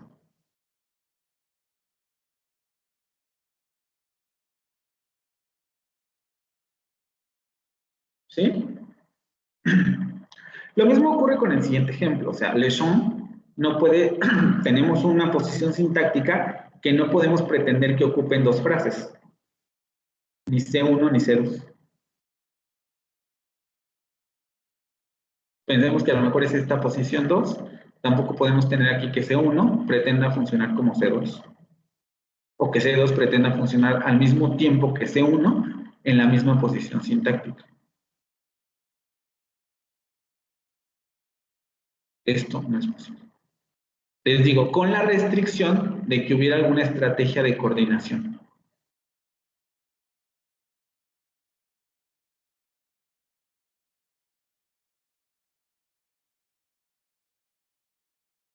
¿Sí? Sí. Los demás, porque yo paso y yo entiendo que si no me contestan, entienden. Entonces, el problema es el examen. Entonces, por eso, si tienen dudas, pregunten. De mi parte todo bien, profesor. La tercera. La frase puede ocupar diferentes posiciones sintácticas dentro de la oración. Vamos a poner otra vez la plantilla. Aquí estoy cambiando la posición en el sentido de que solamente estoy reordenando el sujeto. Para que quede más claro, porque podría suceder que una palabra o una frase pudiera ocupar diferentes posiciones sintácticas en términos de sujeto, objeto y objeto indirecto. Aquí no estoy haciendo esto. En estos ejemplos no estoy haciendo esto. Podemos tener dos tipos de cambio. Incluso a lo mejor lo voy a poner aquí.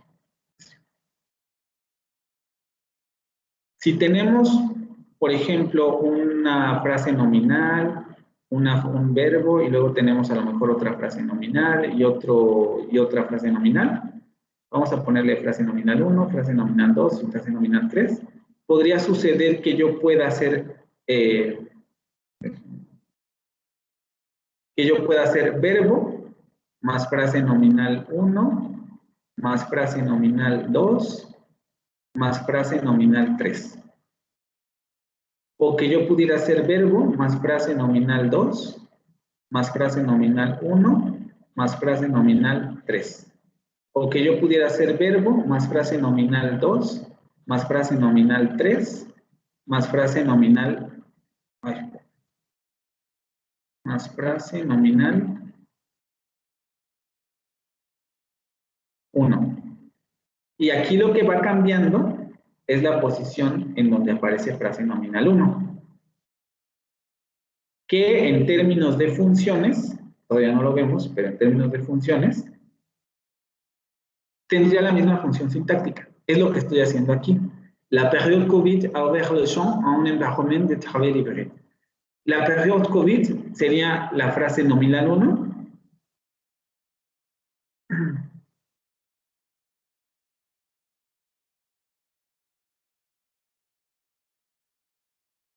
La frase nominal 1, que puedo cambiar con relación al verbo. Voy a subrayar los verbos para que se vean.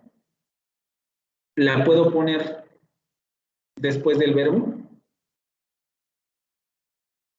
La puedo poner después de la frase nominal 2, que sería esta. La restricción que ocurre aquí es que no la puedo poner en medio de las frases. Por ejemplo, como esta es una sola frase, aquí todavía tengo mis dudas, ¿eh? Por ahora vamos a quedarnos con que esto es una sola frase. Esto no tiene que ver ya con ustedes ni nada, sino aquí es con un rollo mío del que me fijé ayer. Pero quedémonos con que esto es una sola frase. Lo que no puede ocurrir es que yo esta frase, la que les estoy señalando, entonces lo voy a marcar más. Que esta frase la parta yo a la mitad metiéndole esta, la frase nominal 1, como ocurre aquí. A ouvert le champ, la période Covid a un environnement de travail libre. Aunque tenga comas, esto no se puede, porque estoy partiendo un constituyente a la mitad. Y como este constituyente está funcionando de manera unitaria, yo no puedo meterle otro constituyente aquí, ¿no? Entonces, aquí esto es lo que ocurre, tanto en D como en E, ocurre esa restricción, que aquí yo estoy partiendo un constituyente y por tanto es esa gramatical. Pero si yo muevo el constituyente de posición manteniendo su función sintáctica, estoy viendo que el constituyente tiene movilidad dentro de la oración y está funcionando como una unidad. Es lo que les estoy poniendo aquí. No sé si con esto quede claro. Aquí estoy escribiendo así para que más o menos les vaya... No sé si esto les está ayudando lo del lapicito, para ir entendiendo más lo que les voy diciendo. ¿Sí? Y nos referimos aquí, les digo, solamente a la posición que adquiere la frase, considerando la misma posición sintáctica, la misma función sintáctica dentro de la oración. Pero aquí podemos también tener una movilidad que no está representada en estos ejemplos, porque es un poco más compleja. Esto lo vamos a ver cuando veamos funciones sintácticas.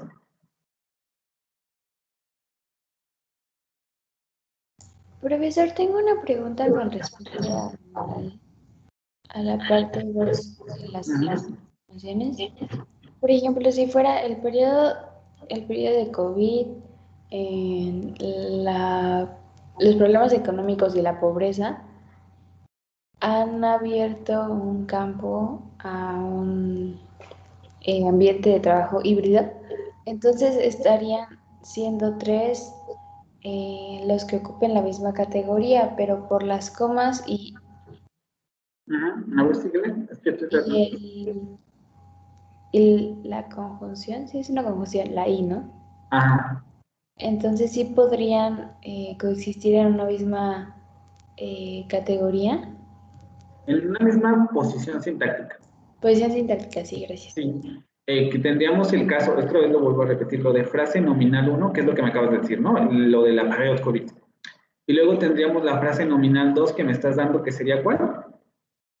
Los problemas económicos. Y luego vendría todo lo demás, ¿no? Verbo y bla, bla, bla. Y tu pregunta es... Que si el uso de la coma y la i hacen posible que puedan tener la misma... A ver, por ejemplo, esto aquí no hay que confundir ortografía con gramática. ¿Dónde pondrías tú la coma? Aquí en esta estructura. Entre frase nominal 1 y frase nominal 2. Como si dijéramos, ya te entendí. Así, ¿no? O sea, como una coma. Sí, es que mi ejemplo era... Y no, o sea, tener dos tipos de estructura, perdón, ¿con mi o con coma? no, es que eran 3. Por eso decía, el periodo de COVID, los problemas económicos y la pobreza. Así, ¿no? Y Ajá, aquí entonces yo pondría la coma ahí y una, ajá, justo. Sí, esta estrategia es ortográfica, ¿no? Lo de la coma, pero sí, en términos también fonológicos hacemos esto, lo que acabas de decir, ¿no? El periodo COVID, la pobreza y, no sé, la marginación o lo que se les ocurra, bla, bla, bla. Sí, aquí estarían 2, 3 funcionando como eso, porque estamos ante una estrategia de coordinación, sobre todo por la conjunción. Y esto, les digo, todavía no lo vemos, lo vamos a ver cuando veamos conjunción y subordinación, si nos da tiempo, pero efectivamente lo que producen estas estrategias es que podamos hacer esto. 3 frases nominales ocupen la misma posición sintáctica, que al final del día se reducen a que hay una gran frase nominal compuesta de 3 funciones, de 3 frases nominales. Ah, ok. Sí, muchas gracias. Y luego les decía, tenemos otro tipo de movimiento que tiene que ver con la función sintáctica. Esto lo vamos a ir viendo después, más sujeto y más sujeto directo. Vamos a pensar un poco en el ejemplo que decíamos de María le dio una manzana. Creo que venía en el ejemplo, ¿no? María le dio una manzana a la maestra. Voy a intentar escribir un poco, muy larga, a ver si me da el espacio.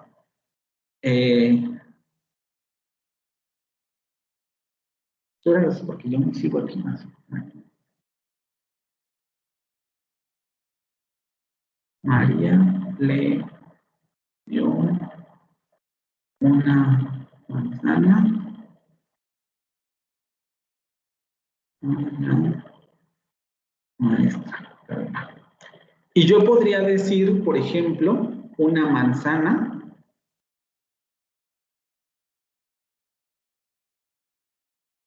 fue dada por María a la maestra. Y aquí lo que ocurre es que vean como, por ejemplo, una manzana que estaba en una posición de objeto, la puedo pasar a una posición de sujeto. Esto es lo que hacen las oraciones de tipo pasiva, las que conocemos como oraciones pasivas. Cambia la posición del objeto a la posición de sujeto. También podríamos decir, una manzana María le dio a su maestra, ¿no? Claro, pero ahí estamos haciendo esto, cambiando posición, pero posición solamente de la frase, no de la función. Porque si yo digo una manzana, coma, María le dio algo así me dijiste, ¿no? Ajá, María le dio a la maestra. La pregunta es, ¿la manzana aquí es sujeto, objeto o objeto indirecto? Considerando esta frase, esta estructura.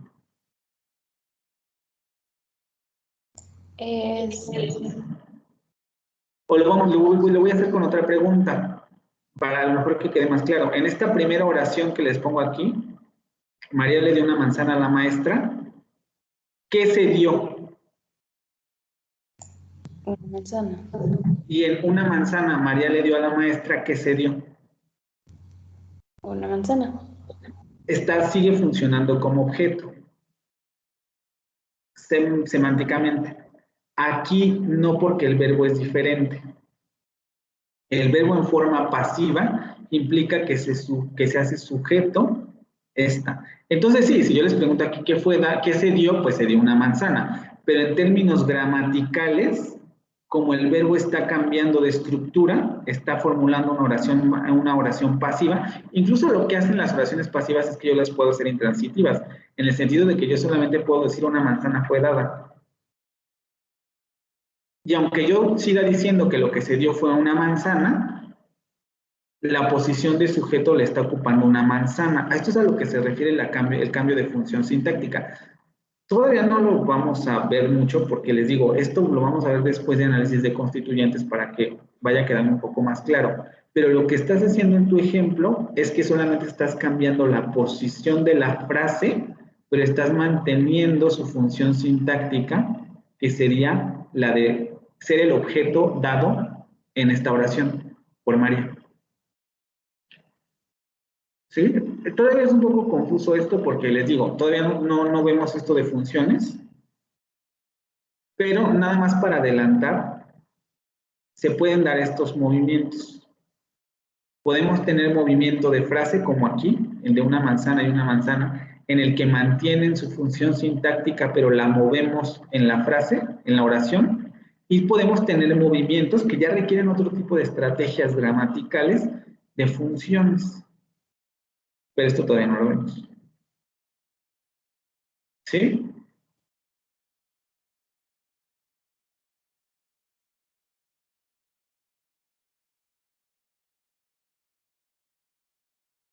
¿Todo bien hasta aquí o quedaron con muchas dudas con esto?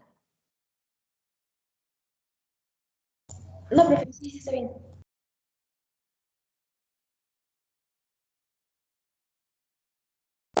Sí, profe.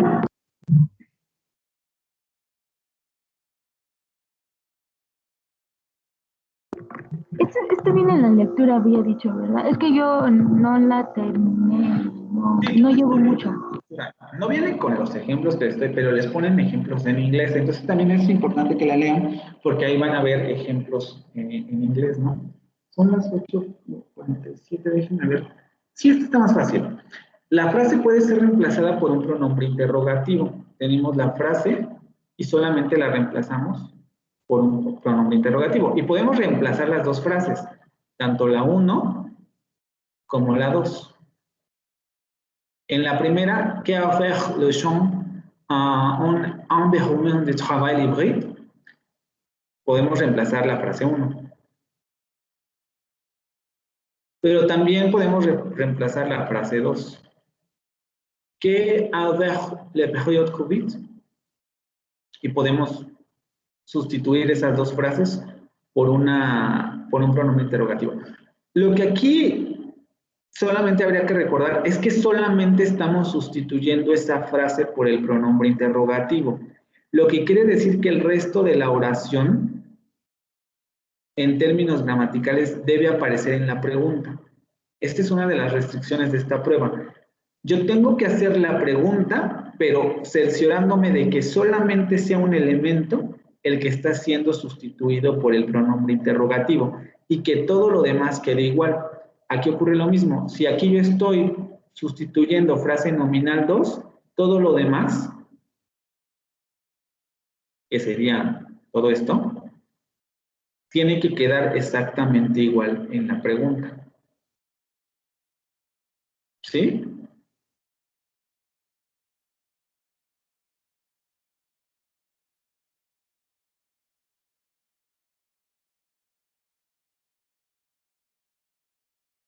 Y después, que viene con esta regla, la regla 5, la frase puede funcionar como respuesta a una pregunta de contenido.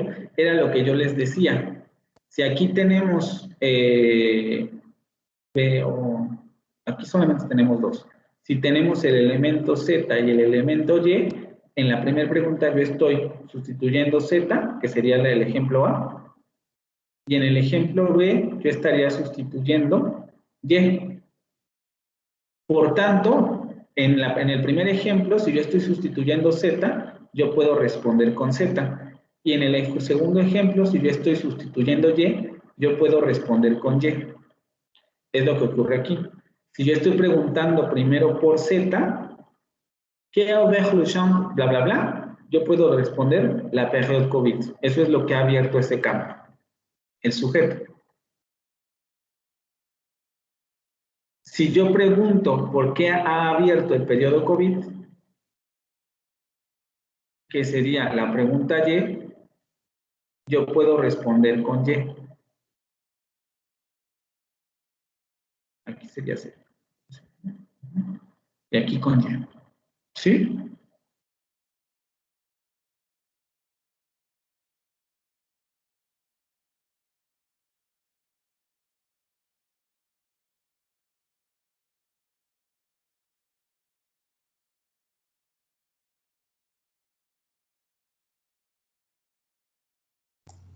Profesor, Uh-huh.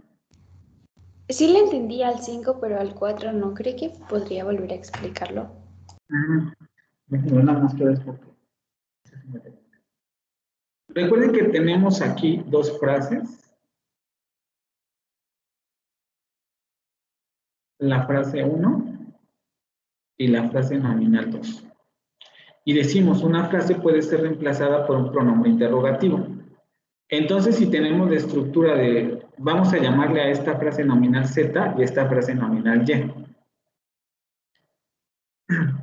Y yo digo, tenemos un verbo y tenemos dos espacios. En un espacio tenemos a Z y en otro espacio tenemos a Y. Y yo puedo reemplazar una frase por un pronombre interrogativo. Entonces, en la primera pregunta, en A, yo voy a reemplazar Z por el pronombre interrogativo. Y tengo esta oración. Se mantiene el verbo y se mantiene la frase Y. ¿Sí? Y en la pregunta B, también voy a tener Z y voy a tener Y. Pero aquí voy a sustituir la frase nominal Y. Entonces voy a sustituir Y.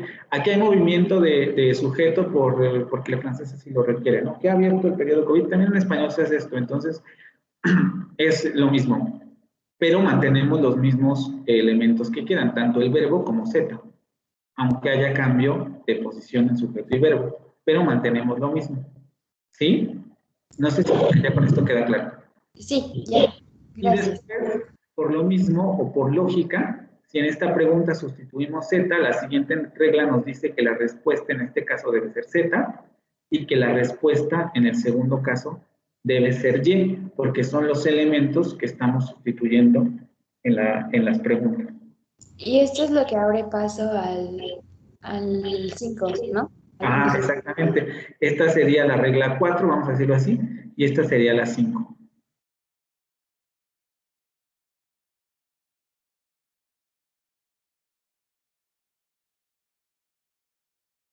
Ok, muchas gracias.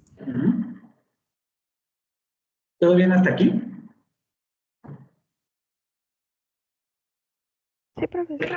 Cuando hagamos los ejercicios lo vamos a ir haciendo en español para que vaya quedando más claro, porque les digo, en realidad aquí es nada más por gramática de verlo en francés, ¿no? Pero en realidad, como las dos lenguas se parecen, podemos hacer las preguntas en español y nos va a seguir dando el mismo resultado, sobre todo en esta parte de preguntas. En inglés tenemos las WH questions y en francés tenemos los pronombres interrogativos prácticamente iguales que en español. Entonces aquí no hay tanto problema. En otras lenguas esto ya no se puede realizar de esta manera, pero para lo que interesa a ustedes en la carrera que están estudiando y para esta clase, podemos utilizar las preguntas en español. Solamente para terminar ya esta parte y el martes volvemos al ejercicio, considerar que la frase, otra vez, esto es muy importante, funciona como una unidad. Sabemos que una frase es una unidad porque si la frase puede reemplazar a una palabra que es por sí misma una unidad, entonces la frase también debe serlo, como lo vimos en estos ejemplos de Juan y mi tía, ¿no? Si mi tía, aquí, porque dice mi tía favorita, ¿no? Pero podría decir mi tío favorito. Pensemos que Juan o Juana, lo que sea que haya ahí, ¿no? Si estas dos frases complejas, porque son frases complejas, pueden sustituir a una sola palabra y esta sola palabra, palabra sola, funciona como unidad, quiere decir que las frases también funcionan como una unidad. ¿Sí? Y después, que la frase no siempre es una unidad sintáctica continua. Se debe tener cuidado porque un grupo de palabras que forman una unidad semántica y sintáctica no forman en todas las lenguas una unidad contigua en cuanto al orden de palabras. Tenemos el caso de ne pas en francés y el ea en español, lo que acabamos de ver en el ejemplo. Incluso lo voy a poner en español y luego lo vemos espera. Y el martes lo vemos ya en el texto.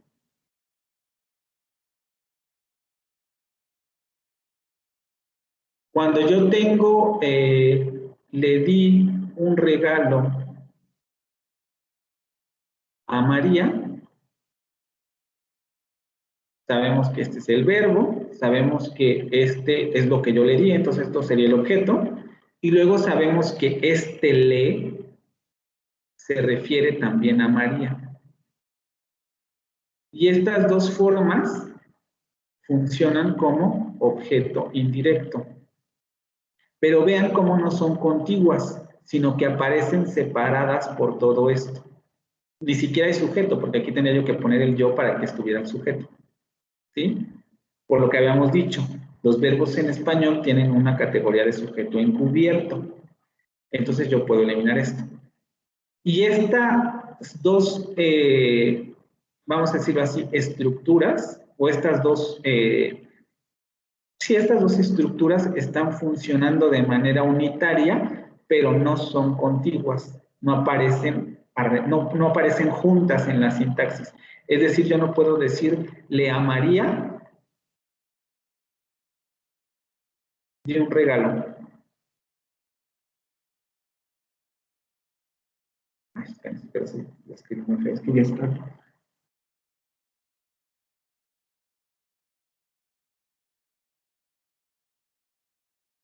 Le amaría di un bla, bla, bla. Yo no puedo hacer esto. En español tengo que separarlos. Y esto es a lo que nos referimos con esto, que en las frases no siempre van a tener formas continuas. ¿Sí?